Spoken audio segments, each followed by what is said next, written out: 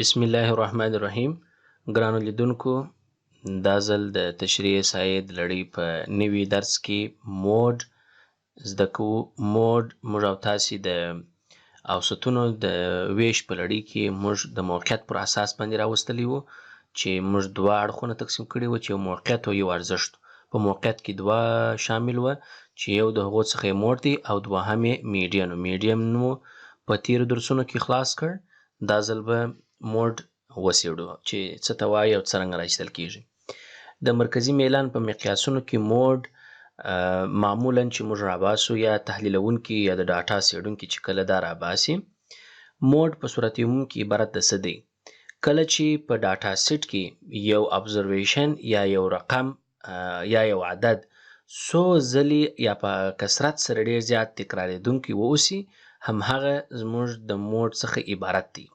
یعنی موډ موږ ته په ډاټا کې تکرارېدونکې فریکونسي راښیي چې څونه قدر دا فریکونسي تکرار ده. دا موږ په ډېرو ځایو کې مثلا کارولی سو. که فرض کړم په یو ځای کې یو ډونر غواړي ورې مرسته وکړي، نو دا هلته ساحه د غریبانو ټاکلې ده. د ډاټا د راټولولو وروسته معلومه کړله چې په کثرت سره خلک دومره انکم کلنۍ لري. دا چې د دې کلنۍ انکم معلومیږي چې دومره دی، دغه د دې څخه دی قیاس د اوسط او کوي ترڅو دوی وکولای شي معلوم کړي چې څونه قدر انحراف یې د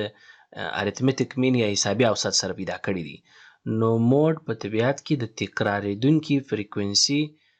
څخه مراد دی. څونه قدر د مشاهداتو کې نوموړې فریکونسي یا ویلیو تکرار شوې ډېره ده، نو هغه زموږ لپاره موډ دی. نو که چیرې مثلا اوس موږ وغواړو موډ په دغه لاندې مثال کې که تاسې توجه ورته وکړئ، دلته که چیرې تاسې توجه وکړئ 5 شپږ لس 3 5 2 4 5 9 11 15، داسې فرض کړئ دا یو ډاټا راټوله شوې ده چې د اوسطو کورنیو چې د هفتې دومره ډالره دوی ګټي. د دې لپاره موږ ته ویل شوي دي چې هغه کوم عدد دی چې په کثرت سره یا هغه د دغه څو کسانو کثرت سره کوم انکم دی چې ډېر زیات دوی ګټي یا لاسته راغی، نو هغه به تاسې د موډ له نګاه نه پیدا کړئ. نو په دې کې ګورو چې تر ټولو ډېر تکرارېدونکي موږ ته معلومیږي چې کم یو دی. هر یو به یو ځل کیږي. 5 5 5 5. باقي عددونه تقریبا ټوله یو واري راغلي دي، فقط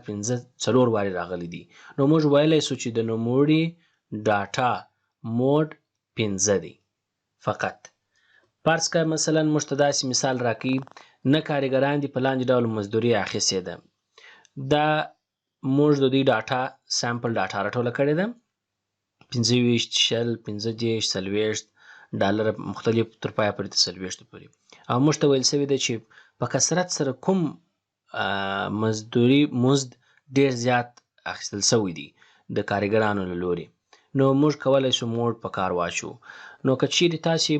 په ترتیب سره وګورئ، تر ټولو مهم شی د موډ په پروسه کې اول آرډر دی. یعنی تاسې باید اول آرډر مراعات کړئ. د کوچني څخه تر لوی پورې به ټوله ډاټا اول منظم ولیکئ. فرض که په دې ډاټا کې تر ټولو کوچنی موږ 0 لرو، د 0 وروسته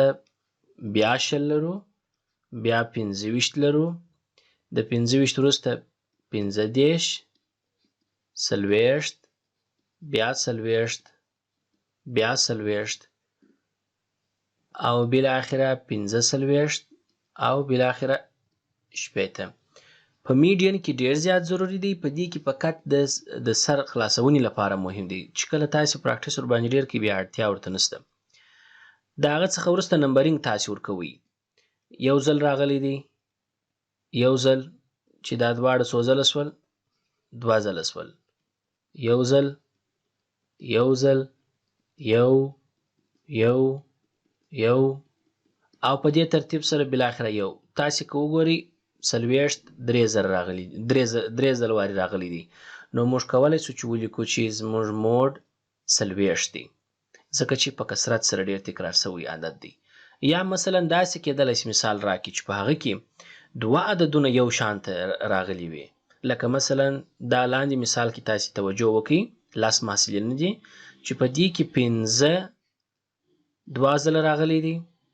6 هم 2 ځله راغلی دی نو ستاسې موډ نسي کېدلی چې یو عدد وي نو ستاسې موډ به 2 وي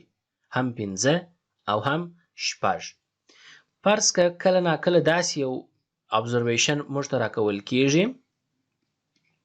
او زموږ څخه پوښتنه کېږي چې تاسې موډ پیدا کړئ. که دغه ډاټا تاسې وګورئ په دې کې هیڅ داسې عدد یا observation تکرار نه دی راغلی چې هغه فریکونسي تکرار سوې واوسي at least more than one تر یو چې اضافه نه ده سوې پکښې کې نو موږ ویلی سو چې په دا رقم سوال کې موډ نسته موږ هیڅ موډ نه لرو د موډ د تعریف خلاف کار کیږي ځکه په تعریف کې موږ ته ویل سوي دي چې موډ هغه فریکونسي ښیي هغه عدد ښیي چې په هغه کې زموږ observation یا ویلیو تکرارا ډیره راغلي وي دا زموږ موډ دی مګر موږ کولی سو په سیمبندي سوي ډاټا کې موډ راوباسو چې هلته بیا تکرار او ناتکرار مهم نه ده پکښې کې موږ څه رقم کولی سو موډ راوباسو خاصه فارموله چې تاسې ته پر دا سکرین ښکاري دا د موډ فارموله ده په دې کې ال چې لیکل سوی دی دا لوور لیمټ دی لکه څرنګه چې په میډین کې تاسې زده کړ په دې کې F1 FM F2 نوي شان دي چې هغه ته راځمه دا زموږ او ستاسې کلاس هایټ دی چې د یو کلاس په منځ کې چې د لوور لیمټ او اپر لیمټ فاصله ښیي دلته FM F1 F2 څه دي که چیرې تاسې د داسې یو مثال درکول سوی وي چې کلاس لري سټوډنټس نمبر یا فریکونسي لري او زموږ څخه پوښتنه وسي چې تاسې د دې موډ راوباسئ نو د دې موډ د راایستلو لپاره تر ټولو غټترینه فریکونسي به تاسو پیدا کوئ اول کله چې مو غټه فریکونسي پیدا کړه غټه فریکونسي ستاسې لپاره د FM په نامه یادیږي او د هغه څخه یو قدم لوړ کومه فریکونسي چې تاسې لرئ دا د F1 په نامه یادیږي او کومه فریکونسي چې د همهغه غټې فریکونسي څخه لاندې ده دا به د F2 په نامه یادیږي کله چې د F1 فریکونسي پیدا سول د FM فریکونسي کې چې کوم موږ کلاس لرو هغه زموږ لپاره چې شي دي انتخابیږي مګر کوم کلاس چې موږ یې کلاس باونډریز ونیسو نه انکلوزیو میتود اکسکلوزیو میتود کې باید هغه زموږ سره چې شي موجود واوسي نو که چیرې دا مثال د تاسې راسي چې هغه تیر مثال دی په دې کې زموږ او ستاسې 304 زموږ او ستاسې FM سو 190 زموږ او ستاسې F1 سو او تر 304 را لاندې د ستیبل قیمت چې هر څو وي هغه زموږ F2 دی د FM په طرف کې ما چون کې دلته انکلوزیو میتود کړی تاسې به اکسکلوزیو میتود یو ځل ته واړوئ په تیرو مثالو کې تاسو ته حل سوي دا شی نو دا زموږ او ستاسې کلاس دی چې L زموږ دا ویلیو ده نو زموږ موډ به مساوي سي L جمع په دې ځای کې FM minus F1 څو فارمولې ورته سته نو یو د ټولو شکل مثلا یو رقم دی FM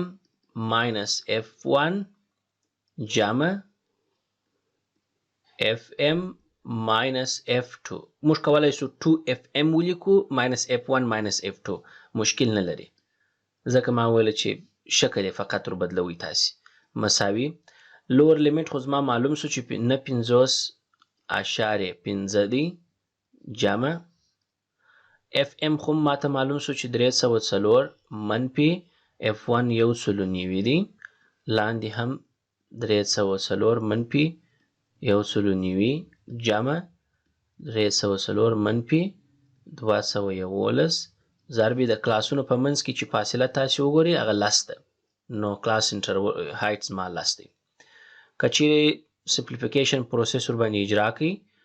نو کولی سي تاسې تر یو ځایه پورې مخته ولاړ سئ لوړ ماته 114 پاته کیږي لاندې 195 جمع 93 ضرب 10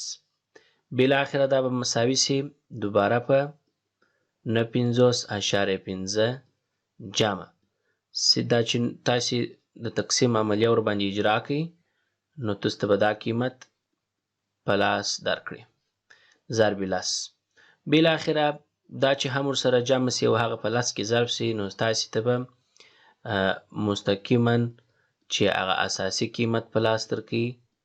هغه به مساوي کیږي په 3.458 دا هغه قیمت دی چې په نوموړې ډاټا کې ډېر زیات تکرار شوی دی یا ډېر زیات تکراریږي. دا زموږ موډ دی د ګروپ ډاټا لپاره چې په هغه کې کلاس موجود وي. مثلا داسې بل مثال درکوي، تاسې کولی شئ پیدا کړئ. نو تاسې قاعده اوس دا شول چې په دې کې غټه فریکونسي زما اول 14 ده، دا زما اف ام کیږي. د ده پر سر چې کوم فریکونسي ده دا زما اف 1 دی، لاندې چې کوم فریکونسي ده دا زما اف 2 دی.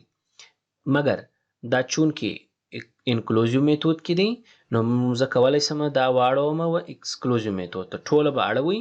مګر چې کله دې کلاس ته راسئ نو دا به ستاسې 90.5 کلاس وي چې دغه ویلیو به ستاسې ال وي. نو فارمولې ته یې اچوئ، بالاخره تاسې ته به په لاس درکړي چې څو موډ دی، څو راوتلی دی.